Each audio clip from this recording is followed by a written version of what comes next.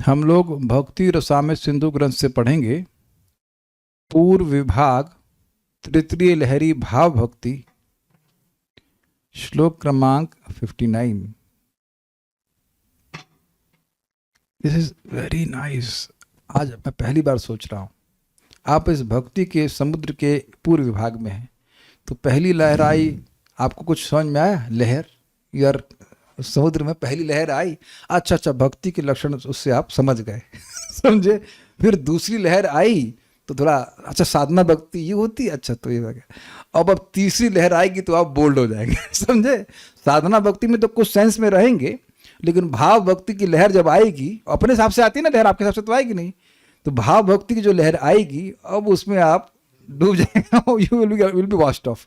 अच्छा, इसका एक थोड़ा अंदाज देता हूँ, ये क्या है भाव भक्ति, कुछ अंदाज समझ में आएगा। देखिए, साधना भक्ति में चेष्टा होती है, ये एक्शंस आर देयर, लेकिन भाव भक्ति में विभिन्न प्रकार के भाव भगवान के प्रति उदित होते रहते हैं नेचुरली। इसको समझ लीजिए, जैसे आप शांति से बैठे हैं या शांति से नहीं बैठे, मान लीजिए शांति से बैठे, कैसे बैठे हैं, तो किसी व्यक्ति का स्मरण करके आप कुछ नहीं कर रहे हैं, बस मन में भाव आ रहा है, कितना अच्छा व्यक्ति था, अच्छा प्रसाद खिलाया था, या मतलब अंदर साला माला कर रहे हैं, तो आप देख रहे हैं कि अलग अलग प्रकार के भाव, ये मेरा कितना अच्छा दोस्त है, मेरी माँ कितना प्रेम करती है, तो आप देख रहे हैं वात्सल्य भाव। और इस प्रकार के भावों का आपने अनुभव किया है कि नहीं हृदय में? आई होप यू गेटिंग। वहां कोई चेष्टा नहीं कर रहे हैं, इस ऐसा नहीं कि भाव भक्ति में आप कुछ कार्य फिजिकली करेंगे ही नहीं, लेकिन उसके बिना भी अंदर ही अंदर भगवान के प्रति विभिन्न प्रकार के भाव, जैसे समुद्र की लहरें होती हैं, ऐसे करके वो उठते रहेंगे। वो हम आगे डिस्कस करेंगे, लेकिन मैं कुछ आइडिया दे रहा हूं कि भाव भक्ति किस प्रकार की होती है, एंड इट विल कम। एक और आपको एग्जाम्पल दो संबंध में, बड़ा मजेदार, और रुकेंगे भी नहीं। आज हम खिचड़ी बना रहे थे, तो दाल उबालते हैं पहले, तो आपने कभी अनुभव किया है कि कुकर की सीटी कभी कभी ऐसी होती है कि आप उसे दबाने का प्रयास करें फिर भी करती है? ये वार्ष भानी माता जी को समझ में, कुकिंग तो करती नहीं है, करती है कभी? किसी को समझ में आ रहा है दृष्टांत? शुरुआत में लगता है कि कुछ हो ही नहीं रहा, आप नीचे से हीट दे रहे, कुछ आ ही नहीं रहा, और एक बार आना शुरू हो जाता है तो आप करने लगता है, बंद कीजिए तब भी वो उठता है, क्यों करना, मैं तो समझ रहे हैं। तो एक बार भाव, अभी आप करें भाव आ नहीं रहा है, लेकिन लगे रहो, हीट देते रहो, और जब एक बार भाव आने लगेगा फिर वो रुकेगा भी नहीं, फिर आपसे आपके कंट्रोल में नहीं रहेगा, वो आपको कंट्रोल में ले लेगा। ठीक है,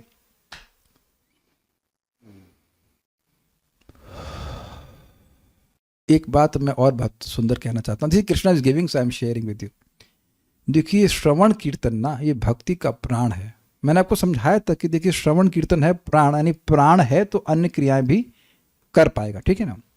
अब आप ये बताइए कि कभी कभी कोई कोई क्रिया आप नहीं करते हैं दिन में, वो प्रॉब्लम नहीं होती है, लेकिन अगर प्राण ही रुक गया तो कितनी प्रॉब्लम हो जाएगी। कुछ समझ रहे हैं आप? This is very very differently I am putting, and is very heavy. जैसे आज मैं प्राणायाम नहीं कर पाया, कम से कम प्राण तो चल रहा है। एक्सरसाइज नहीं कर पाया, तो एक्सरसाइज तो प्राण शक्ति से कर रहा था। मान लो आज एक्सरसाइज नहीं, मान कर लीजिए आज एक्सरसाइज नहीं कर पाया, तब जिंदा तो हूं। आप समझ रहे हैं मैं क्या कह रहा हूं? ये बहुत इंपॉर्टेंट है। क्यों? आप अपने जीवन में देखोगे कि कभी कभी ऐसी अवस्था आ जाती है कि आप मान लीजिए अर्चन नहीं कर पा रहे हैं, फॉर एग्जाम्पल इतना व्यस्त हो गए या बीमार हो गया, कुछ भी, और कुछ भी कारण से, या बिजनेस में भी काम हो जाता है, लेकिन 16 माला का जप, ये प्राण है। आपको याद है ना, परम पूज्य वृंदावन चंद्र महाराज, एक भक्त को भी जॉब में जाना पड़ा, हमारे क्या नाम है, कृष्णा प्रभु, कृष्ण पाध्याय प्रभु, तो महाराज एकदम स्पष्ट बोले कि ठीक है आप कुछ ना कर पाए, लेकिन 16 माला का जप जरूर होना चाहिए। राधिका प्रभु, समझ में आ रहा है आपको? समझ में आ रहा है? मतलब समझ में आ रहा है?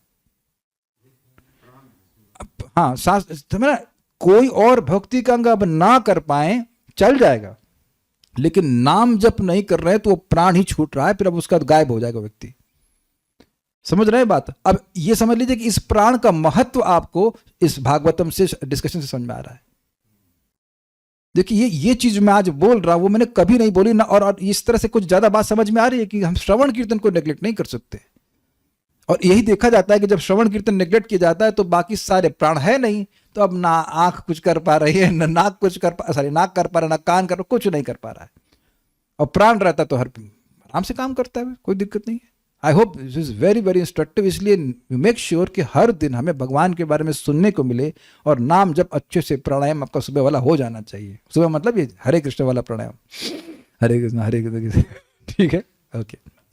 अब यहां एक बड़ा इंटरेस्टिंग टॉपिक आ रहा है कि देखिए, भाव भक्ति के स्तर पर भी अगर आपको भक्त में कुछ दोष दिखता है, ऐसा कहिए, ऐसा नहीं, दोष दिखाई पड़ रहा है, शब्द है यहाँ पे दृश्यते, कुछ दोष दिखाई दे, means you are able to see, तो उधर वहां पे असूया नहीं करना चाहिए, अर्थात दोष दृष्टि नहीं करनी चाहिए। अब वो क्यों नहीं कर रही चाहिए उसको हम देखते हैं, मेरे पीछे बोलिए। जने चेजात भावेपि वैगुण्यम इव दृश्यते, जने चेज्जात भावेपि वैगुण्यम इव दृश्यते, कार्या तथापि नासूया कृतार्थ सर्वतैव सः, कार्या तथापि नासूया कृतार्थः सर्वथैव सः। जने चेजात भावेपि वैगुण्यम इव दृश्यते, जने चेज्जात भावेपि वैगुण्यम इव दृश्यते, कार्या तथापि नासूया कृतार्थ सर्वथैव सः, कार्या तथापि नासूया कृतार्थः सर्वथैव सः। जने चेज्जात भावेपि वैगुण्यम इव दृश्यते, जने चेज्जात भावेपि वैगुण्यम इव दृश्यते, कार्या तथापि नासूया कृतार्थः सर्वथैव सः, कार्या तथापि नासूया कृतार्थ सर्वथैव सः। जात भाव व्यक्ति में भी, जात भाव का मतलब जिसमें भाव उत्पन्न हो गया है, कह सकते हैं जात का मतलब होता है पैदा, जातक सुनते हैं, जातक मतलब जातक पत्री में लगते हैं, जिसका जन्म हुआ है, तो जात भाव मतलब जिसके हृदय में भाव पैदा हो गया, प्रकट हो गया है। जात भाव व्यक्ति में भी यदि, यदि का मतलब हमेशा नहीं होगा ऐसा, लेकिन कभी ऐसा हो सकता है, या किसी अवस्था में हो सकता है, कोई ऐसा कुछ कार्य कर रहा है, यदि बाहर से दुराचारता रूप कुछ देखने में आता है, तथापि उसमें असूया, असूया का मतलब होता है दोष दृष्टि करना, अरे क्या भक्त होकर ऐसा बर्ताव कर रहा है, असूया नहीं करनी चाहिए। कारण क्यों नहीं करनी चाहिए? कारण वह व्यक्ति भाव प्राप्त कर सब प्रकार से कृतार्थ हो गया है। अब आप ये समझते हैं कि भाव भक्ति में जो जीव को सुख मिलता है वो मोक्ष को भी छोटा करने वाला है। भगवान नित्य ही उसके हृदय में विद्यमान रहते हैं। तब आप लोग डाउट करेंगे ना, अरे ये कैसे हो रहा है? जब भगवान नित्य हृदय में विद्यमान है, रजोगुण तमोगुण सतोगुण कुछ है ही नहीं हृदय में, तब कैसे ये सब हो सकता है? उसके कारण तो आगे बताए जाएंगे, लेकिन पॉइंट ये है कि इसीलिए कह रहे हैं कि दोष जैसा, न कि दोष। अभी हम उसको अन्वय को देखते हैं। जने किसी व्यक्ति में जात भावे अपि, भाव उत्पन्न होने पर भी वैगुण्यम इव दृश्यते, कुछ दोष जैसा दिखाई दे। पॉइंट क्या है कि भाव भक्ति में आपने सुना था कि 9 लक्षण बताए गए थे, अव्यर्थ कालत्व इत्यादि। अब ये मत सोचिएगा कि ये 9 लक्षण हैं और बाकी भक्त गुण उसमें नहीं है। जो भक्त के गुण होने चाहिए वो सब भाव भक्ति में प्रकट हो जाएगा। आप ये भी देख रहे हैं कि आप भक्ति में थोड़ा थोड़ा प्रगति किए हैं तो कुछ सद्गुण आ गए कि नहीं आ गए? सुबह उठ जाते हैं, इंद्रिय संयम कुछ हुआ है, तो अभी भी तो सद्गुण कुछ आए कि नहीं आए? कुछ दुर्गुण बाकी हैं, कुछ सद्गुण हैं। निष्ठा पे तो आप समझ सकते हैं कि 75% हृदय शुद्ध, मतलब शुद्ध हो जाता है। तो पॉइंट ये है कि भाव भक्ति पर थ्योरेटिकली कोई दोष नहीं रह जाना चाहिए। It's not possible. फिर भी अगर कुछ दोष दिख रहा है, नहीं क्षमा कीजिएगा, दोष जैसा दिख रहा है, मतलब जो गुणों के अंदर व्यक्ति है उनमें जैसे दोष दिखते हैं वैसा हो सकता है कि जो भाव भक्ति को प्राप्त है, अर्थात जो गुणों के परे चला गया, उसमें भी वैसा दोष दिख जाए। I think the language is very clear. लेकिन फिर भी आपने उसमें कोई दोष नहीं देखना है। अच्छा एक चीज बताइए, दोष का मतलब अपूर्णता? मैं बोले जा रहा हूं या कुछ समझ में भी आ रहा है? कितने लोग इस बात को डाइजेस्ट कर पाए? दोष मतलब अपूर्णता। जैसे खिचड़ी बनी, अब इसमें घी नहीं है यार, तो एक आपने दोष निकाला ना कि घी नहीं है, तो एक अपूर्णता है ना। जैसे आप लोग देखते हो कभी कभी माइंड ब्लोइंग प्रसाद बनता है, तो कैसा बना? अरे बढ़िया, बहुत बढ़िया, मतलब उसमें कोई दोष नहीं देख रहे। सबने किया ये अनुभव? तो दोष मतलब एक अपूर्णता देखना। अग्रीड? प्रियंका अवस्थी माता जी, समझ में आई रही बात? दोष मतलब अपूर्णता। जैसे मान लीजिए किसी के मैथ्स में 100 में 100 आए, तो क्या दोष है उसमें? कुछ नहीं, क्या दोष है? 100 में 100 तो आ गया। 99 आया होता तो मानते 1% से रह गया, लेकिन 100 में 100 आ रहा है, तब कोई दोष नहीं माना जाएगा। तो पॉइंट क्या है? जिसको भाव भक्ति प्राप्त हो गई वह कृतार्थ होगा। कृत अर्थ, अर्थ मतलब प्रयोजन, और कृत मतलब जिसका अर्थ संपादित हो गया है, अर्थ मतलब संपूर्ण, डन, हैज बीन डन। तो जिस भाव अब उस जीवन का प्रयोजन क्या है? भगवान की प्रेम भक्ति। तो अब भाव भक्ति प्राप्त हो गई है तो आप जानते हैं कि ये सूर्य की प्रथम किरण है, प्रेम रूपी सूर्य की प्रथम किरण है। अब उसके बाद तो सूर्य उदित हो ही जाएगा, यानी प्रेम प्राप्त हो ही जाएगा। हो गया ना कृतार्थ। तो अब जो व्यक्ति पूर्ण हो गया है उसमें अपूर्णता देखना सही है क्या? सब लोग को इक्वेशन की तरह समझ में आ रहा है कि नहीं? जीवन की पूर्णता है भगवान का प्रेम प्राप्त करना, पॉइंट नंबर 1। और भाव भक्ति प्राप्त होने के बाद अब अपने आप भक्ति होती जाती है और व्यक्ति प्रेम को प्राप्त कर जाता है। यानी कि भाव भक्ति प्राप्त हो गई तो अब ये मानिए कि प्रेम मिल ही जाएगा। क्लियर? यानी कि ये व्यक्ति पूर्ण हो गया है। तो जो वही कृतार्थ का अर्थ है। तो कृतार्थ इज इक्वल्स टू पूर्णता, और दोष दृष्टि मतलब अपूर्णता। तो जो व्यक्ति कृतार्थ हो गया है, जो पूर्ण हो गया है, उसमें दोष दृष्टि क्यों नहीं करनी चाहिए? क्योंकि आप पूर्ण व्यक्ति में अपूर्णता का दोष देख रहे हो, and that is called fault finding. जब फॉल्ट ना हो और तब भी फॉल्ट देखे तो उसको फॉल्ट फाइंडिंग कहते हैं। जैसे कोई वस्तु आपकी, जैसे मुझे ये रिमोट नहीं दिख रहा था, एटलीस्ट दिख नहीं रहा था, तो मैंने कहा वेदवादिनी जरा ढूंढ दोगे क्या? जब दिख नहीं रहा होता है तब कुछ ढूंढते हैं ना। तो उसी तरह से जो दोष न हो कहीं पे, वहां दोष देखते रहना, इसे कहते हैं फॉल्ट फाइंडिंग, इसे कहते हैं वैष्णव अपराध भी। Is it all okay? तो ये दोष नहीं होता है और ये कुछ विशेष कारण से आता है, वो हम समझाएंगे आपको। लेकिन यहां बोल रहे हैं कि दोष जैसा दिख रहा है लेकिन दोष है नहीं। ठीक है?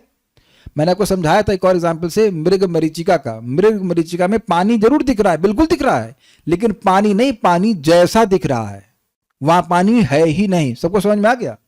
तो नहीं है के अर्थ में बता रहा हूं कि जैसे मृग मरीचिका में मिराज में पानी है ही नहीं लेकिन दिखाई पड़ता खूब लबालब, ऐसे ही अगर किसी व्यक्ति के भाव को जो प्राप्त है उसके चरित्र में या कुछ में थोड़ा सा भी कुछ दोष दिख रहा, दोष जैसा दिख रहा है, तो उधर उसको ध्यान नहीं देना चाहिए। इसको रूप गोस्वामी जी बताए हैं, दृष्टे स्वभाव जनितेर वपुषश्च दोषेर ना प्राकृतत्वमिह भक्त जनस्य पश्येत् गंगाम भसाम न खलु बुद्ध बुद्ध फेन पंकैर ब्रह्मद्रवत्तम पगच्छति नीर धर्मई। बहुत सुंदर श्लोक है, उसकी व्याख्या तो वहीं पे की गई। इतनी बात समझ लीजिए कि स्वभाव को देख करके या जो कुछ भी देख करके, शरीर को देख करके एक भक्त में दोष दृष्टि नहीं करनी चाहिए। जैसे गंगा जी में बुद्ध समझते हैं, कुछ फेन आता है, फिर भी आप जब देखते गंगा जी, अरे गंगा जी है कि नहीं, वो पवित्र करने वाली होती है कि नहीं? वो ब्रह्म द्रव है, वो ब्रह्म द्रव मतलब स्पिरिचुअल वाटर है। उम्मीद है कि बात आप समझ पा रहे हैं। तो इसीलिए उसी तरह से कह रहे हैं, तथापि फिर भी असूया ना कार्य, उसमें दोष दृष्टि नहीं करनी चाहिए। क्यों भाई? सह सर्वथा एव कृतार्थ, वह निश्चित ही कृतार्थ हो गया है, मतलब पूर्ण हो गया है, उसमें कोई दोष नहीं है। देखिए, इस प्रकार की दोष दृष्टि तो जो साधक है उसके प्रति भी नहीं करनी चाहिए, क्योंकि बहुत जल्दी ही वह शुद्ध हो जाएगा। फॉर एग्जाम्पल ध्रुव महाराज के प्रति tasty wife, the Suruchi wife दोष दृष्टि कर रही थी। क्या दोष था उसका? ध्रुव महाराज का क्या महान दोष था भाई? सुरुचि से पैदा नहीं हुए ना।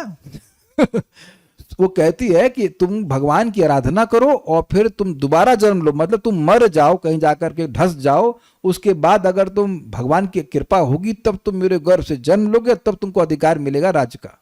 तो ये दोष हुआ ना, जबकि वो राजा के पुत्र थे, जो सीनियर रानी थी उसके पुत्र थे। यह है ना, क्या उनमें राजा बनने की योग्यता नहीं थी, लेकिन जबरदस्ती। तो अब आप देख लीजिए, क्या वो सोच सकती थी कि ये लड़का 5 साल का बच्चा 5 महीने या 6 महीने में ही, जो भी समय रहा हो, कोई कहता 4, जो भी रहा हो, वो भगवान को देख लेगा? इसलिए सबसे अच्छा है किसी की दोष दृष्टि नहीं करिए। जो टीचर है, ध्यान दीजिएगा, वो टीचर दोष देखता है ताकि वो एक ऑपरेशन की तरह होता है, ताकि जो स्टूडेंट है उसका उत्थान हो। लेकिन जब हम दोष दृष्टि कर रहे होते हैं तो हम उस सामने वाले का उत्थान नहीं सोच रहे होते हैं। क्या आप लोग समझ पाते हो मेरी बात? Can you understand this? जब हम किसी का दोष, मान लीजिए किसी ने अच्छी खिचड़ी बनाई, अरे ये तो ऐसे कर रहा है, वैसे कर रहा है, कुछ भी, अरे अपने से आ गया। या एक माता जी ने हलवा बनाया था, एग्जाम्पल दे रहा हूँ, सुर सरता माता जी बता रही थी, अब हम नाम नहीं लेना चाहिए, बड़ी जबरदस्त कुक है, भगवान करे आप लोग को एक बार उनके हाथ खाना खाने को मिले, प्रसाद, अमेजिंग कुक। तो अब है ना करना मित्रों, एक्सेलेंट। तो अब वो बता रही थी कि जब वो शादी होकर के आई तो उनकी सास ने बड़ा अच्छा ने हलवा बनाया, तो सास बोली अब माल डाला है तो अच्छा बना होगा, मतलब अब माल डाला है तो अब बहू का कोई काम ही नहीं है, बहू ने कुछ नहीं किया। पता नहीं आप लोग संग ऐसा कभी हुआ है कि नहीं हुआ। तो व्यक्ति का गुण देखेंगे ही नहीं, माल तो सबके पास पड़ा है, वरुण प्रभु बना लेंगे हलवा, हम बना लेंगे, वैसा नहीं समझ रहे ना बात, सब बात समझ रहे ना। तो इसे कहते हैं दोष दृष्टि करना। जो गुण है वो देखना ही नहीं और बाकी दोष दृष्टि करना। तो वो व्यक्ति पूरी तरह से कृतार्थ हो गया है। समझ में आ गया कृतार्थ क्यों हो गया? क्योंकि भगवान की भाव भक्ति से प्राप्त हो गई, कोई सुदुर्लभा वस्तु उसको प्राप्त हो गई है। जने चेत जात भावपि, किसी व्यक्ति में यदि, चेत मतलब यदि, भाव उत्पन्न होने पर भी कुछ वैगुण्यम इव दृश्यते, कुछ विगुणता, कुछ गलती जैसी दिखाई पड़ती है, तथापि न सूय कार्य, कार्य का मतलब होता है कर्तव्य, तो न कार्य मतलब दोष दृष्टि करना बिल्कुल नहीं करना चाहिए। ये एक इंस्ट्रक्शन दिया जा रहा है रूप गोस्वामी जी के द्वारा। अगर कोई कह रहा है कि मैं रूपानग हूं तो रूप गोस्वामी जी की बात समझिए। Now that's very heavy. कोई कहे कि मैं रूप गोस्वामी जी का अनुगमन कर रहा हूं तो रूप गोस्वामी जिस दर्शन में जा रहे हैं वहीं जाना चाहिए ना। क्यों भाई, समझ रहे हैं मेरी बात? रूप गोस्वामी जी जिस दिशा में जा रहे हैं उसी दिशा में आपको बोलेंगे इस दिशा में आओ आप। तो किस दिशा में जा रहे हैं रूप गोस्वामी जी? कि भाई जिसमें भाव भक्ति उत्पन्न हो गई है उसमें भी दोष दृष्टि नहीं करनी चाहिए। सॉरी, उसमें कुछ दोष दिखने पर भी दोष दृष्टि नहीं करनी चाहिए, ये बात है।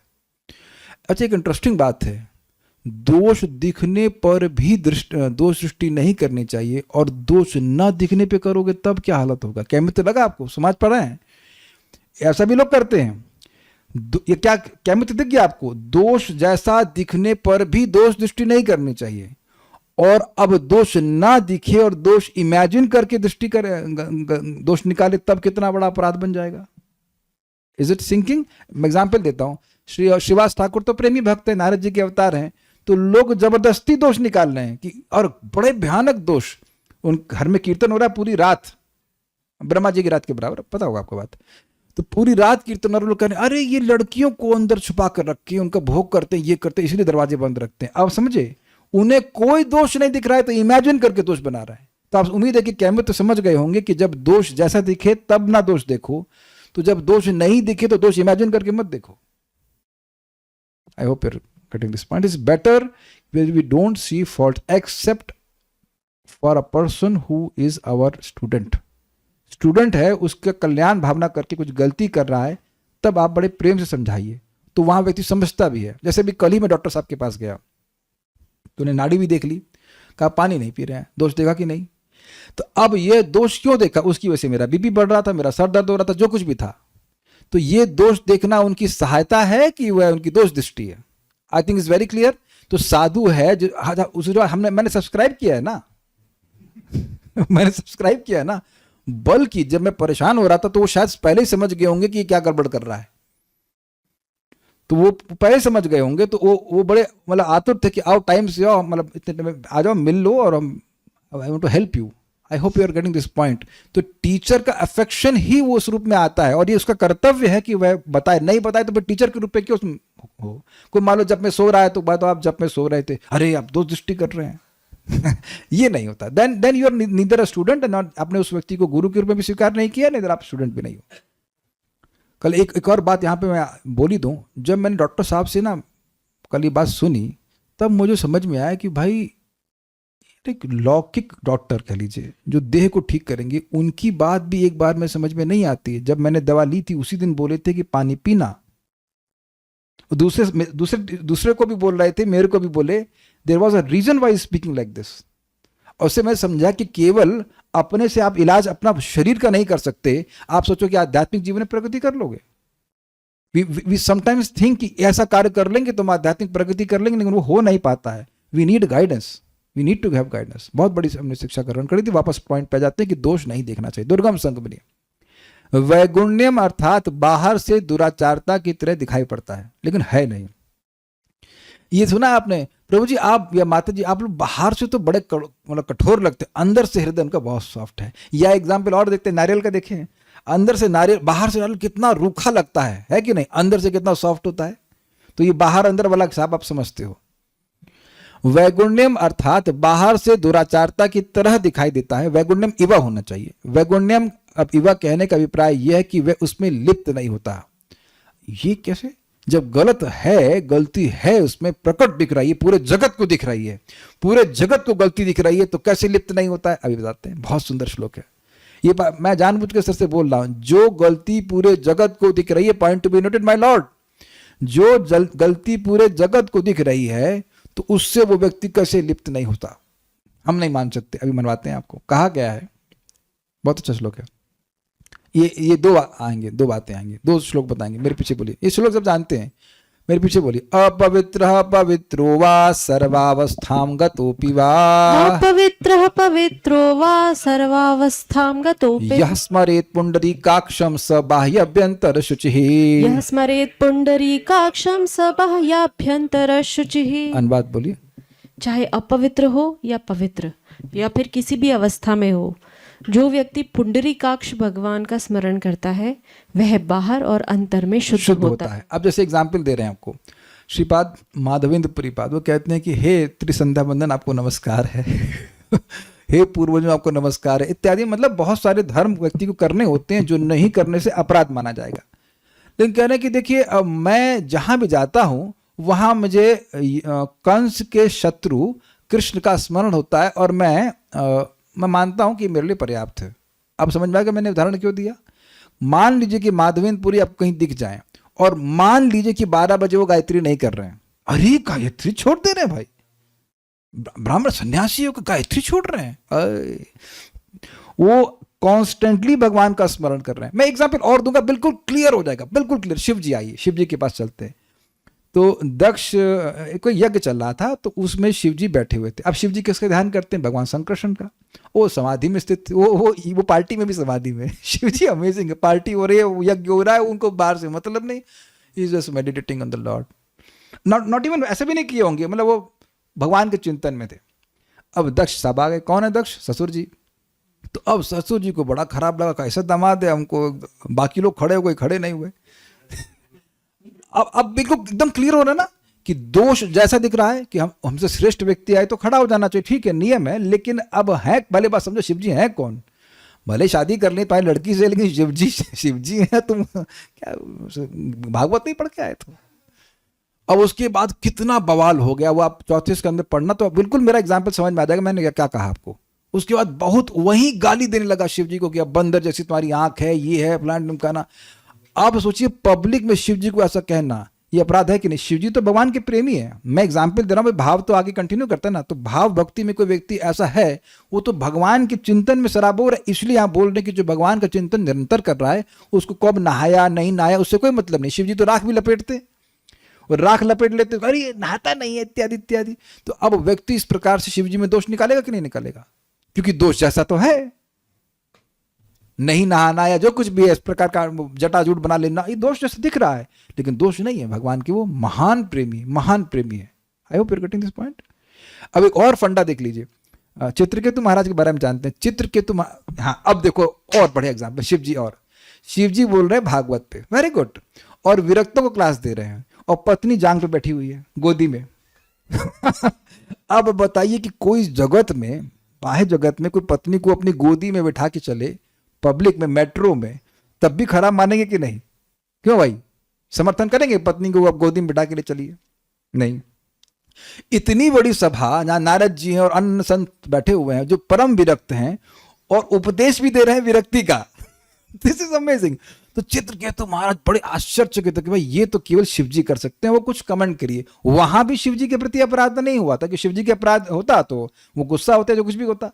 लेकिन दुर्गा जी वो सोचे कि हमारे पति के प्रति अपराध कर रहे हैं, और कहते हैं हाँ भैया तुम ही हमको शिक्षा देने वाले होगे, फिर तुम असुर बन जाओ। तो वहां भी एक दोष होगा। ऑब्वियसली वो भगवान के आयोजन से था, लेकिन वहां गलती हुई कि नहीं हुई? तो गलती, मैं तो प्रेमी लोगों की बात कर रहा हूं, भाव प्रेम एक ही बात कर लीजिए कि जैसा कुछ वो निरंतर स्मरण कर रहे हैं भगवान का। जैसे कि शिव जी का केस और दक्ष केस में, आप किसी को प्रणाम करते हो, किसको प्रणाम करते हो? जो भगवान हृदय में, उनको प्रणाम करते हैं ना। तो शिव जी तो निरंतर प्रणाम कर रहे हैं, भगवान को हमेशा प्रणाम कर रहे हैं। दक्ष समझ नहीं पाए और इस कारण से फजीयत हो गई। इसलिए कह रहे हैं कि ऐसा नहीं करना। जितना ज्यादा भक्त श्रेष्ठ होगा, उसके प्रति जो अपराध होगा वो उतना ही ज्यादा हैवी लगेगा, मतलब रिटर्न उतना तेज लगेगा और बहुत खतरनाक लगेगा। और देखिए ये हम नहीं, एक और इंटरेस्टिंग बात है, मन्यते आत्मवत जगत, हमारा चित्त भगवान में नहीं लग रहा है तो हम सोचते हैं कि सामने वाला कभी नहीं लग रहा होगा। जैसे हम विषयों के बारे में सोचते हैं ऐसे सामने वाला भी सोच रहा होगा। Is it okay? तो ये इसलिए उन्होंने बोला कि भाई ये गड़बड़ नहीं करना चाहिए, दोष नहीं देखना चाहिए। दोष जैसा भी दिखे कि भाई शिव जी नहीं उठे तो दोष हुआ, लेकिन नहीं, दोष नहीं हुआ, भगवान के स्मरण में। ठीक है। इस प्रसंग में तो भाव उत्पन्न हो जाने के कारण वह व्यक्ति पूरी तरह सफल और कृतार्थ हो चुका है। ये समझे बात? ओहो, इंटरेस्टिंग पॉइंट। क्या मत दिख गया आपको? जब कोई व्यक्ति अपवित्र हो या पवित्र हो, किसी व्यवस्था में वो स्मरण कर ले, मतलब निरंतर स्मरण नहीं कर रहा है, लेकिन भगवान का स्मरण कर ले तो अंदर बाहर से पवित्र हो जाता है, कृतार्थ हो जाता है। समझे बात? Is it okay? जैसे अजामिल तो भाव भक्ति में नहीं थे, तो कोई भक्ति में नहीं थे, लेकिन अनजाने में नाम बोल रहे थे तो परम शुद्ध हो गए थे। स्वीकार्य है? सबको समझ में आ रहा है? तो अब सोचिए, कैमित दिख गया आपको? जब भगवान, कैमित तो समझते हैं ना भाई, गंगा जी में अगर ऊंट डूब जाए तो इंसान का तो क्या नहीं क्या, चींटी का तो क्या नहीं क्या। तो अब जब एक बार भगवान का स्मरण करने से अनंत जन्मों के पाप नष्ट हो जाते हैं, व्यक्ति अंदर और बाहर से पवित्र हो जाता है, तो भाव भक्ति में तो बिल्कुल मन की धारा निरंतर भगवान की तरफ जा रही, तो उसके अब कृतार्थ होने में, पवित्र होने में क्या संशय है? इजी, ये बात बोल रहे हैं। इसीलिए बोल रहे हैं इस प्रसंग में तो भाव उत्पन्न हो जाने के कारण वह व्यक्ति पूरी तरह सफल और कृतार्थ हो चुका है, उसमें कोई गलती है ही नहीं। वस्तुतः अगर आपको स्मरण हो, इसी भक्ति रसायन सिंधु में हम सीखे थे एक बात कि सारे विधि और निषेध किसके किंकर हैं? स्मर्तव्य सततम विष्णु विस्मर्तव्य न जातुचित। हमेशा भगवान विष्णु का, कृष्ण का स्मरण करना चाहिए और कभी उनका विस्मरण नहीं करना चाहिए। सर्व विधि निषेधेषु एतयोर एव किंकर। सारे विधि और निषेध इसके किंकर हैं, जो सेवक है। I will tell very nice things. कल मैं आयुर्वेद के डॉक्टर के पास गया, हमने कहा मुझे किसी ने पूछा, मेरे संग दिक्कत ये हो रही है कि मुझे फिलोसफिकल पॉइंट तो भगवान की कृपा से याद रहते हैं, लेकिन किसी ने पूछा कल आपने क्या खाया था, तो मुझे याद ही नहीं आया कि कल मैंने क्या खाया था। वो डॉक्टर लोग पूछते हैं ना कल क्या, बहुत जोर दिया तो अच्छा वेद ने ये बनाई थी, शाम को तो खाया। तो उसने बड़ा अच्छा बोला, that is not a problem because आपका फोकस नहीं है वो। ओह, मैं सोच रहा था कि शरीर में बात बढ़ गया है, ये कठिनाई है, वो करने के, तो नहीं, that is not a problem. यानी कि जैसे जैसे हम लोग आगे भक्ति में बढ़ते जाएंगे तो स्वाभाविक सी बात है, भगवान की तरफ फोकस बढ़ेगा तो और कुछ चीज़ें छूट जाए, कुछ गलती हो जाए, वो कोई बड़ी बात नहीं है। कभी कभी वेद बात नहीं, बुरा नहीं मानी, तो कहती हैं, नम्रता में कहती मैं इंटेलिजेंट नहीं हूँ। हमने कहा जब तो कर रही हो ना जो चैतन्य चरितामृत में लिखा हुआ है कि भाई जो भगवान चैतन्य महाप्रभु की आराधना कर रहा है हरिनाम के द्वारा, सही तो सुमेधा और कुबुद्धियार, वही सुमेध है, हाईएस्ट मेधा वाला, बाकी सब बेवकूफ है। नहीं, भक्त लोग कभी कभी ऐसा बोल देते ना नम्रता में कि मैं तो किसी योग्य नहीं हूँ, लेकिन जब तो कर रहा है, इतनी बात तो समझ में आ गई ना, और ये समझ में आ गया वाला सुमेध। खैर, हम बात कर रहे थे कि जो इस प्रकार से भगवान के अब निरंतर स्मरण में है, उसको क्या दोष देखना। ये सब बातें हमको देखिए समझना चाहिए। जो सीनियर भक्त हैं उनके चित्त को आप समझ नहीं सकते हो। ये महाराज समझा रहे थे कि देखिए, परम पूज्य राधा गोविंद महाराज, कि आप आज माला पकड़े हो या साल भर हुआ होगा, और कुछ लोग अब 20-20, 25-25, 30-30, 40-40 साल से भजन कर रहे हैं और बिल्कुल निष्कपट भाव से कर रहे हैं। उनके हृदय में भगवान कितने उदित होंगे आप नहीं, मतलब आप कह सकते हैं, अंदाज नहीं लगा सकते हो। And don't find faults. एक बहुत शुद्ध भक्त है, वो क्लास देते देते वो रोने लग गए, वो तो इस तरह का भाव आया, तो एक व्यक्ति दोष देखने लगे। हम वो दोष नहीं बोलना चाहते हैं, बट वेरी बैड। जो बोल रहे थे उनकी तो जब में तपस्या हो रही है, और जो व्यक्ति एकदम भाव विभोर हो जा रहा है क्लास देते समय, नॉट कि वो अपने कुछ क्या कह सकते हैं उसको, दम्भ के लिए नहीं कर रहे हैं। दम्भ के लिए करने वाले व्यक्ति है ही नहीं। देखना चाहिए ना वो व्यक्ति कौन है, उसने कितना भगवान को सेवा किया है। तो ये बहुत इंपॉर्टेंट बात है कि जजमेंट देने का कार्य हमारा नहीं है, बहुत ध्यान रखिएगा, इससे बहुत भक्ति में नुकसान आ जाता है। चलिए अर्थ रत्नार्थ दीपिका देखते हैं। जात भाव किसी किसी व्यक्ति का निषिद्ध आचरण में प्रवृत्ति देखी जाती है। उस प्रकार का निषिद्ध आचरण श्री कृष्ण की इच्छा से भाव को बढ़ाने के लिए होता है। यानी कि ये प्रकृति के गुणों के द्वारा नहीं हो रहा है, ये भगवान की इच्छा से हो रहा है, ताकि उस भक्त की और भगवान को प्राप्त करने की इच्छा बढ़ जाए। Does that make sense? इस उद्देश्य से कहते हैं जने चेत इत्यादि पद। वैगुण्यम इव अर्थात विरुद्ध आचरण की भांति प्रतीत होता है, ऐसा कहने का अभिप्राय यह है कि श्री कृष्ण की इच्छा से आचरण होने के कारण अवास्तविक है। समझे बात? ये प्रकृति गुण के ऊपर चला गया, तो अब वह कैसे गलत आचरण कर सकता है? जो भी गलत आचरण है वो प्रकृति के गुणों के द्वारा हो रहा है। I hope you getting the point. हवाई जहाज बादल के ऊपर चला गया तो अब कैसे बरसात को झेलेगा? नहीं ना। समझ रहे ना बात? वो निरंतर प्रकाश में है, लेकिन अब जो दिख रहा है वो भगवत इच्छा से दिख रहा है, ये समझना होगा। मैंने कई बार समझाया कि मन में कुछ निकल रहा है, भाव उत्पन्न हो रहा है, उसको दबाते हैं हम लोग शास्त्र जनित बुद्धि के द्वारा। भैया उसको अभी से अभ्यास करना शुरू कीजिए कि जो भक्त है सुबह उठकर चैंटिंग कर रहा है, भक्ति कर रहा है, उसमें भी कोई दोष दिख रहे तो नहीं दिखने चाहिए। 9.30 जानते हैं, अपिचो तो सुदूराचारो इत्यादि। तो अब जो भाव भक्ति को प्राप्त हो गया उसमें कुछ दोष है तो भगवत इच्छा से ही है। बस समझ लीजिए बात, जबरदस्त। और तो हम लोग समझेंगे कैसे? क्या वह भक्त निरंतर भक्ति कर रहा है? अव्यर्थ कालत्वम, वेरी गुड। क्या उसमें नम्रता है? Very good. ये सब चीजें दिख जाती है ना कि कैसा उसका बर्ताव हो रहा है। अगर सुबह से शाम तक उसके मन में भगवान के अलावा कोई संकल्प ही नहीं आ रहा है तो कुछ इंटरेस्टिंग बात है। अच्छा, अरे अच्छा तो हल्का शब्द बोल दिया, रेयर है भाई ये बद्ध जीव के लिए। एक वक्त तो बोले भी थे, प्रभु जी कुछ तो इंद्रिय तृप्ति करेगा ना। भाव वाला बिल्कुल नहीं करेगा। नहीं, फिर भी अगर कुछ गलती होते दिख जाए तो समझना वो भगवत इच्छा से। और इच्छा क्या है कि और उसकी उत्कंठा बढ़ा दे। ठीक है? कारण मतलब क्योंकि वह व्यक्ति सर्वथा कृतार्थ है, भगवत कृपा प्राप्त होने के कारण कृतकृत्य हो गया है। जैसे श्री कृष्ण बिल्व मंगल को वेश्या चिंतामणि में आसक्त करके उसे उसके वचन मात्र से सब कुछ परित्याग कराकर एकमात्र अपनी लीला में निष्ठाशील करवाकर श्री गुरुदेव के द्वारा लीला शुक नाम धारण कराकर श्री वृंदावन में लाकर अपना दर्शन दिए थे। ये थोड़ा समझाना पड़ेगा।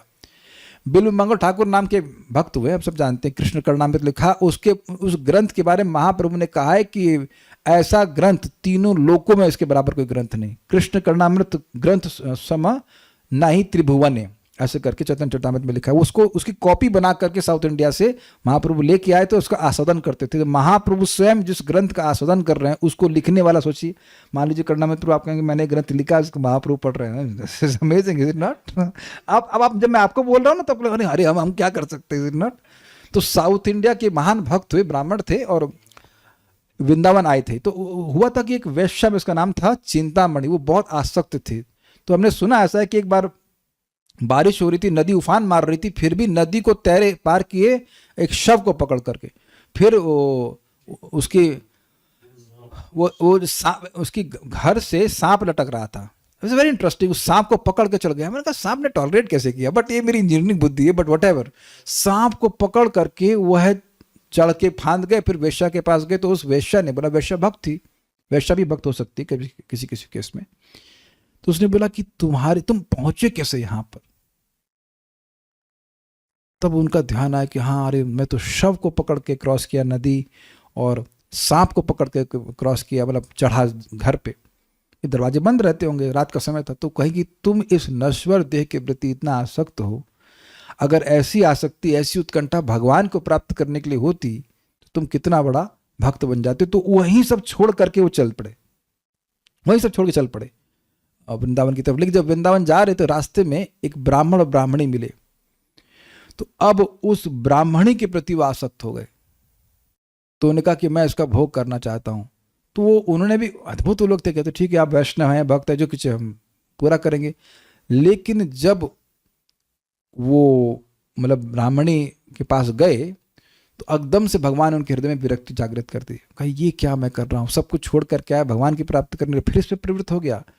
तो उसने जोड़े में क्या कहते हैं, पिन होता है ना, पिन से पहनती हैं जो भी लड़कियां लगाती होंगी, तो वो दे दीजिए आप। और लिया, उसके बाद दोनों आंख फोड़ ली हमने उसी पिन से कि ये आंख ही मुझे भगवान से दूर लेके जा रही है, मैं उस आंख को ही खत्म कर दूंगा।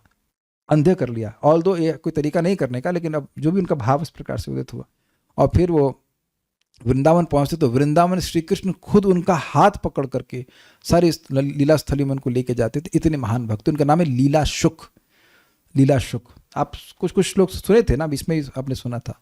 तो अब सोचिए कि ऐसा महान भक्त में भी ऐसा दुर्गुण देखा गया कि नहीं देखा गया, तो उसमें आपको दोष नहीं देखना चाहिए। इसे ब्रह्मा जी का भी केस बनता है, ब्रह्मा जी भगवान के प्रेमी हैं, तो कभी कुछ गलती कर दी तो उसमें दोष नहीं देखना चाहिए, ठीक है। श्री भरत को भी एक मिनट, ये सब हुआ तो क्या उनको भगवान, उनकी भगवान को प्राप्त करने की उत्कंठा बढ़ी कि नहीं बढ़ी? बढ़ गई ना, दिख गया ना। तो ये सब भगवान के आयोजन से हो रहा था, ये सब कुछ मतलब प्रकृति के गुणों के द्वारा नहीं हो रहा था। इजी है समझने में, ठीक है। श्री भरत को भी मृग में आसक्ति रूप नष्ट प्रारब्ध कर्म को उद्बुद्ध कराकर उसके बाद मृग शरीर में एवं ब्राह्मण शरीर में परम वैराग्य उत्पादन करवाकर भाव की वृद्धि किए थे। ये क्या हुआ? देखिए बात क्या है, जब साधना भक्ति ही प्रारब्ध को नष्ट कर देती है, तो जो भाव भक्ति को प्राप्त हो गया उसके प्रारब्ध कितने बचेंगे? कैमुत्य दिख गया आपको? हम समझ लेना भाई कैमुत्य क्या होता है, हम बार बार नहीं समझाएंगे। जब साधना भक्ति ही प्रारब्ध को नष्ट कर देती है, नाम बोलने मात्र से उसका वो दो जाति का जो मान लो को चांडाल भी है तो वो ब्राह्मण से श्रेष्ठ बन जाता है, तो वो प्रारब्ध नष्ट हो गया, फाइन। तो जब साधना भक्ति, वैदिक साधना भक्ति है, साधना भक्ति जो है वो ही व्यक्ति के पाप को नष्ट करती है, प्रारब्ध को नष्ट कर देती है, तो अब भाव भक्ति तो कर ही देगी। तो कोई ये कहे कि भरत महाराज अपने प्रारब्ध की वजह से उनकी आसक्ति मृग में हो गई, ये गलत है। कुछ समझ रहे हैं बात ये है कि वो भाव भक्ति को प्राप्त हो गए थे, इसी कारण से पूरे राज्य को त्याग दिया। अभी देखो ना, पूरा राज्य, अपनी पत्नी, परिवार, बच्चों कैसे त्यागे थे? मल के समान त्यागे थे, मतलब कोई स्मरण नहीं था। और इतना विह्वल हो जाते थे सेवा करते करते कि वो क्रम भूल जाते। जैसे आप जानते हो आरती में हम लोग पहले अगरबत्ती करते हैं, फिर दीप करते हैं, ऐसे होता है, क्रम होता है। वो क्रम भूल जाते कि मुझे कौन सी वस्तु कब अर्पण करनी है। He was so overwhelmed with loving affection। तो ये भाव भक्ति का लक्षण उसमें आ गए थे, भाव भक्ति को पहुंच गए थे। तो ऐसे व्यक्ति में प्रारब्ध फिर से भगवान ने प्रकट करा दिया। मतलब लोग कहते हैं कि कुछ न कुछ ऐसी आसक्ति हो गई। भाई एक क्षत्रिय का एक भाव होता है ईश्वर भाव, कि मैं पालन करने वाला हूं। तो ये भाव ठीक है क्षत्रिय में आता है, लेकिन ये क्षत्रिय आदि तो ये तो प्रारब्ध के वजह से हुआ ना। आप क्षत्रिय स्वभाव के हो, ब्राह्मण स्वभाव की, तो प्रारब्ध है ना भाई। तो प्रारब्ध खत्म, तो ये सब तो पहले खत्म हो गया ना। तो वो जंगल में राज करने तो नहीं गए थे ना। He was only interested in Krishna consciousness. तो ये क्षत्रिय भाव कि मैं इसका पालन करूंगा, नहीं करूंगा तो कैसे होगा, आप जानते उस कथा को। फिर वो उसमें इतने आसक्त हो गए कि भक्ति करना भूल गए। आप ये बताओ, भाव भक्ति में तो अव्यर्थ कालत्व होता है, तो ये कहां से आ गया? अच्छा ये बता दीजिए कि भरत महाराज ने वहां पे कौन सा अपराध किया था, कौन सा वैष्णव मिल गया तो इसका अपराध किया हो, कोई दोष दृष्टि करिए, कुछ नहीं। आप समझ रहे ना बात? तो कुछ लोग दम बोल देते हैं अपराध पहला किया था। नहीं, स्पष्ट देखिए, टीका में आचार्य बता रहे हैं कि भगवान की इच्छा से था। अब प्रश्न है कि भगवान की इच्छा से, भगवान की क्या इच्छा है? आप जानते हैं भगवान को आपके हृदय में उत्कंठा जागृत करनी है। तो अब वो है एक जन्म के लिए मृग शरीर दे दिए। अब वो इतने उत्कंठित थे उसमें कि मृग होते हुए भी वह सूखी घास खाते, और उनको पूरी स्मृति रही कि मैं पिछले जन्म में क्या था। पिछले जन्म बहुत समय नहीं है, देखिए हिरन बहुत लंबा नहीं जीता है। फाइंड आउट हिरन कितना जीता है, 10 साल 15 साल, आई डोंट नो, जो भी रहता हो। तो 10-15 साल में इतनी उनकी आसक्ति बढ़ा दी, और फिर वहीं चले गए जहां पे वो भजन कर रहे थे, फिर वहीं पहुंच गए, वहीं साधुओं के पल्ला 3 से 6 साल डियर कुछ। हाँ तो अब जो सूखी घास खाएगा तो जल्दी मर जाएगा ना। भाई सूखा खाओगे तो वैसे में जल्दी मर जाओगे। तो उनको शरीर में कोई इंटरेस्ट नहीं था, उनको पूरी स्मृति थी कि मैं क्या गलती किया। तो अगले जन्म में वो जब जड़ भरत बनते तो किसी से कोई बातचीत नहीं, सूखा जला वला कुछ मिल जाए खा लेते हैं, कोई जान से मारने डाल जा रहा, कुछ उनको देव की धारणा ही समाप्त हो गई। I hope you getting the point and it goes back to Krishna. तो ये बात है। अच्छा एक और बात है कि अजामिल 12 साल में चला गया, ये इनको टाइम क्यों लगा? ये भी आचार्यों ने समझाया है कि ये एक विशेष प्रकार का प्रेम चाहते थे। वैकुंठ जाना एक्चुअली आसान है। भगवान खुद बोले कि कथनचित स्वर्गाप वर्ग मत धामा कथनचित यदि वांछित। अगर मेरे धाम की प्राप्ति करना चाहता है तो मैं आसानी से दे देता हूं, लेकिन एक विशेष प्रेम प्राप्त करने के लिए उत्कंठा चाहिए। तो भरत महाराज की भी एक विशेष प्रेम प्राप्त करने की इच्छा थी। इजी समझ में आ रहा है? इसलिए भगवान थोड़ा उस लेवल की उत्कंठा को बढ़ाने के लिए सब किए। बहुत सूक्ष्म बातें हैं अगर आप समझ पा रहे हैं। आपने सुना था ना कि जो शुद्ध भक्त है वो वैकुंठ की स्प्रिया भी नहीं रखते हैं। तो he was desiring the experience of a special kind of love, एक विशेष प्रकार के प्रेम के अनुभव को इच्छा कर रहे थे। चक्रवर्ती बात समझाते हैं, इसलिए भगवान ने ऐसा किया। नहीं तो तुरंत उनको भाव भक्ति मतलब सीधे आप वैकुंठ चले जाओगे, क्या कठिनाई है, क्या जरूरत थी सब करने की? तो क्या जरूरत थी? उनकी भी इच्छा थी भरत महाराज की, मैं विशेष प्रकार का प्रेम अनुभव करूं, तो ऐसा भगवान ने किया। लेकिन ये आप नहीं समझ लेना चाहिए कि वो मतलब अपराध या प्रारब्ध उनका कुछ था, ऐसा कुछ भी नहीं था। कुछ पूछना चाहती हैं? नहीं। इसको आगे हम एक श्लोक देंगे, उसको हम एक्चुअली हम थोड़ा कंफ्यूज हो गए। ये श्लोक इस टीका में नहीं था, ये श्लोक अलग से है, लेकिन मैं थोड़ा सा बता देता हूँ। मैंने ये बोला कि जब पूरे जगत को गलती दिख रही है तो अब हम क्यों ना गलती देखें? तो यहाँ पे अगले श्लोक में एग्जाम्पल दिया कि भाई चंद्रमा है, चंद्रमा में वो खरगोश का चिन्ह दिखता है ना, लेकिन फिर भी चंद्रमा जब कभी बोलते हैं कि अपनी प्रेमिका को बोलता है तुम्हारा तो चेहरा चंद्रमा जैसे लगता है, तो उसमें जो खरगोश का चिन्ह है वैसा अगर किसी लड़की को बोले तुम तो चंद्रमा जैसी लगती हो, है ना, तो क्या मतलब है? तुम्हारे चेहरे पे खरगोश का चिन्ह है तुमने टैटू बना रखा है अपने चेहरे पर, ये कहने का अर्थ नहीं। तो चंद्रमा के समान है, मतलब जैसे चंद्रमा सबको शीतलता प्रदान करता है, प्रकाश देता है, वो सब अर्थ है ना। कभी भी आप कहें गौर चंद्र, निताई चंद्र, तो क्या अर्थ समझते हैं? कि चंद्रमा की तरह सबको शीतल देते हैं, प्रकाश देते हैं ना, और सब्जियों में रस भरते हैं, जो भी आप अर्थ समझ लीजिए। ये तो नहीं अच्छा चंद्रमा की तरह खरगोश टैटू लगा के घूम रहा है। तो उसी प्रकार से पूरे जगत को चंद्रमा का, और अगर पूर्ण चंद्रमा मान लीजिए तो पूर्ण चंद्रमा का पूरा पूरा खरगोश दिखाई पड़ता है। खरगोश देखे आप लोग कभी? हाँ, लेकिन आप पूर्णिमा के समय खरगोश देखते हैं कि चंद्रमा के प्रकाश को देखते हैं? यू ओनली अप्रिशिएट चंद्रमा की क्वालिटी। समझ में आ गई बात? मैं इसलिए समझा रहा हूं बात कि पूरे जगत को जो दोष दिख रहा है ना, बच्चे तक को दिखता है, अरे मम्मी देखो उसमें क्या खरगोश है के आपने बचपन में देखा होगा, बच्चे को भी दिखता है। लेकिन जो विवेकी व्यक्ति है वो केवल चंद्रमा को ही कि ये देखते हैं कि चंद्रमा शीतल कर रहा है, चंद्रमा की पूर्णता है, इत्यादि इत्यादि, वह उसके दोष को नहीं देखते। तो वो हम लोग कल चर्चा करेंगे। लेकिन ये इंपॉर्टेंट बात है कि दोष जैसा भी दिखे तब भी दोष नहीं देखना चाहिए। कोई प्रश्न किसी वक्त का है क्या राय? जी, और तो कुछ नहीं बोला। दोष दृष्टि हो जाती है, इससे कैसे बचे? अगर कोई दोष दिख जाए तो भी दोष दृष्टि से कैसे बचे? तो पूरे टाइम क्लास हम कैसे दे रहे थे? किस बात पे दे रहे थे? इसी बात पे दे रहे थे ना कि आप शास्त्र बार बार सुनिए, उसकी आंख मत चेक कीजिए, उसकी जीभ चेक कीजिए। हरे कृष्णा कृष्णा कृष्ण हरे हरे, हरे राम राम राम हरे हरे। एग्जाम्पल देता हूं, आप लोग शादी पार्टी में तो कभी गए ही होंगे, बर्थडे पार्टी में तो गए होंगे। तो कोई व्यक्ति बिना नहाए आ जाए और एक गमछा बांध करके सिंपल जो उसमें सोया था, उसमें कभी कोई गया है शादी में? प्लीज रेज हैंड अगर आपने से कभी किया हो। अरे कोई तो, आप किए हैं स्वामी जी? बिना नहाए और गंदे कपड़े में शादी में गए हैं आप कभी? मतलब जब आप गृहस्थी में थे? Who can do that? अच्छा चलिए हम माताओं से पूछते हैं, माता जी लोग आप लोग ऐसा कर सकती हैं? अच्छा ये बताइए, जो सिंपल सूट है आपका घर का, उसको पहन के जाएंगे शादी में? वो भी नहीं जाएंगे आप। लेकिन आप देखो कि हम लोग रोज सुबह जब करने आते हैं, और इंक्लूडिंग माई सेल्फ, बहुत सारे भक्त स्नान भी नहीं किए रहते हैं। हो सकता है लार भी थोड़ी चिपकी हो, इतना ध्यान नहीं देते। लेकिन सब लोग देख के खुश होते ना, अरे आ गए जब कर रहे हैं, हरे कृष्णा। यद्यपि आपको हरे कृष्णा सुनाई भी नहीं पड़ता, भले दिख जाता है जब करते हुए। अब आप बताओ, जिसने प्रश्न किया था कि आप क्या देखेंगे? अगर वैसे मैं आप बोलना नहीं चाहता, मान लीजिए मैं नहीं आ पाया, तो अब उसको आप खराब मानेंगे, प्रभु जी जब करने क्यों नहीं आए? लेकिन मैं मान लो नहा के या नहीं नहा के कैसे भी करके आ गया, तो अच्छा मानेंगे कि नहीं मानेंगे? तो आप किस दोष को देखेंगे? पॉइंट ये है कि आप दोष देख रहे हैं, but is it of any value? चंद्रमा का आप वो खरगोश देखेंगे कि उसकी रोशनी देखेंगे? तो मेन बात क्या है भाई, समझ लो, मैं बार बार समझा रहा हूं। 9.30 का मतलब क्या है? जो साधक, जो भक्त के मन में ये भावना आ गई गुरुजनों के आशीर्वाद से, उनकी कृपा से, कि मैं भक्ति कर रहा हूं भक्ति प्राप्त करने के लिए, वो इतना बड़ा गुण है कि उसके आगे सारे दोष फीके हैं। तो जिसने प्रश्न किया उसको आज तक ये भी समझ में नहीं आया। और हां, जो भौतिकतावादी लोग हैं उनका दोष देखना एक टीचर का कर्तव्य है।